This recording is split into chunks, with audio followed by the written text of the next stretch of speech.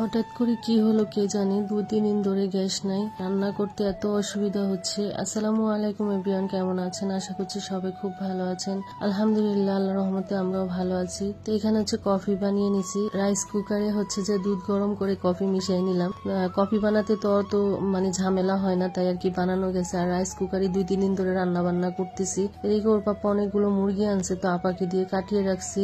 আর এদিকে হচ্ছে আমি রান্না বান্না বসাই দিছি, রাইস কুকারই বসাইছি। একটা একটা করে ভাতটা রান্না করা শেষ। এখন হচ্ছে যে লাউ দিয়ে ইলিশ মাছ দিয়ে রান্না করতেছি, এক পদের তরকারি রান্না করতেছি কোন রকম। কি আর করার, কিছুই করার নাই, যেহেতু গ্যাস নাই আর আমাদের ইন্ডাকশন চুলা নাই, এই জন্য রাইস কুকারই রান্না করা লাগতেছে। আর রাইস কুকারটা থাকাতে এত উপকার হয়েছে আর বলার বাইরে। এমনিতে শখ করে কিনেছি রাইস কুকার, আমি রাইস কুকার অত বেশি রান্না করি না, কিন্তু এই যে 2-3 দিন গ্যাস নাই, রাইস কুকার না থাকলে তো আমার খবর হয়ে যেত।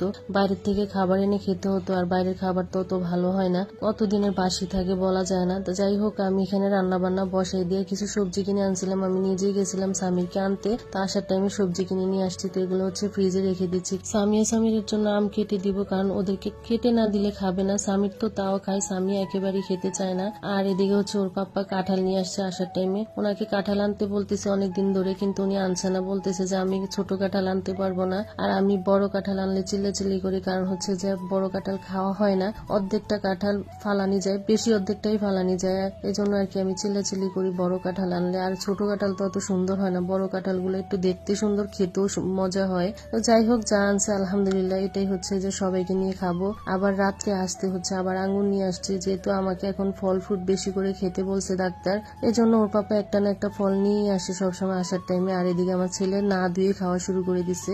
আর রাত্রের বেলা হচ্ছে যে আমার বাসায় গেস্ট আসবে, তাই হচ্ছে যে আমি রান্না বান্না শুরু করছি। ওরা বলছিল কাঁচা কাঁঠাল খাবে, ওদের জন্য কাঁঠাল আর হচ্ছে যে গরুর মাংস দিয়ে রান্না করতেছি, নুডলস রান্না করলাম, তারপর হচ্ছে যে সেমাই রান্না করছি। একা হাতে যা যা সম্ভব হয়েছে তাই করলাম। অনেকদিন পরেই ওরা আসবে, আগে তো মাঝে মধ্যেই আসা হইতো, কিন্তু ইদানিং হচ্ছে যে সবাই অনেক ব্যস্ত হয়ে গেছে। কাউকে বললো আসতে চান, আর আমাকে বললো আমার যাওয়ার টাইম হয় না, তো এই জন্য দেখাও হয় না কারোর সাথে। আজকে হচ্ছে জোর দিয়ে বললাম যে আসতেই হবে, তো ওরা চলে আসছে। এখন হচ্ছে নাস্তা রেডি করে দিচ্ছে। আর এসে হচ্ছে আব্দুর রহমান হঠাৎ করে এত গরম হয়ে গেছে, মেজাজ খারাপ হয়ে গেছে, কি নিয়ে জানি, তাকে এখন ওটা দিতেই হবে। কি নিয়ে লাগছিল আমার মনে নাই। যাই হোক, ওরা খাওয়া দাওয়া করে চলে গেছিল। আমি আর কাঁঠাল খাবো না, কাঁঠাল দেখে হচ্ছে যে রান্না করে আমার মন ভরে গেছে। তারপর রাত্রে আমি গরুর গোস্ত দিয়ে ভাত খেয়ে নিছি। আর এদিকে হচ্ছে আমার মেয়ে শুরু করছে, ও আমার হাতে মেহেদি লাগাই দিবে, বললো যে তুমি তো ঈদের টাইমে মেহেদি লাগাও না, এখন লাগাই দিই। তো যাই হোক, আমি হচ্ছে মেহেদি লাগানোর পরে হচ্ছে যে পান খেতে বসলাম, এক হাতেই পান খাচ্ছি। আর সামি টিভি দেখতেছে। পুরা ঘর এলোমেলো হয়ে গেছিল, আমার মেয়ে আর আমি পরিষ্কার করছি। আর রাত্রে আসতে ওর পাপা অনেক বাজার নিয়ে আসছিল।